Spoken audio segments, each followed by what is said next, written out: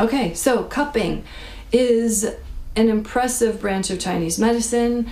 My experience with cupping as a recipient, my first time as a recipient with cupping, was I was sick. I was sick for 2 weeks. I was going on being sick for 3 weeks, literally not able to go to work, laying in bed, really having a hard time moving. And I called my friend and acupuncturist, told her that I was going through this suffering, and she said, I'm coming over and we will do some cupping.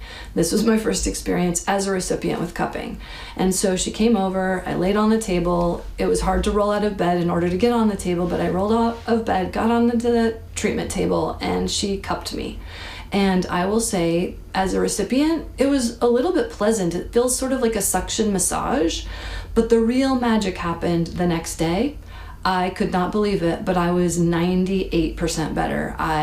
It was the difference between night and day. I was almost nearly recovered, and it was pretty miraculous. A patient came in many years ago, and she had a cold, a flu, wasn't feeling that great, wondered if acupuncture could help. And of course, my go-to as a practitioner is cupping in a case like this.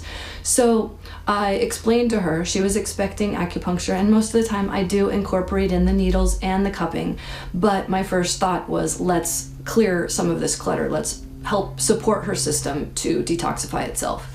So I suggested cupping, and she looked at me with a lot of skepticism and had her arms crossed. She'd never tried any of this before, but she said, okay, I'll give it a try. Very skeptically, very cynically.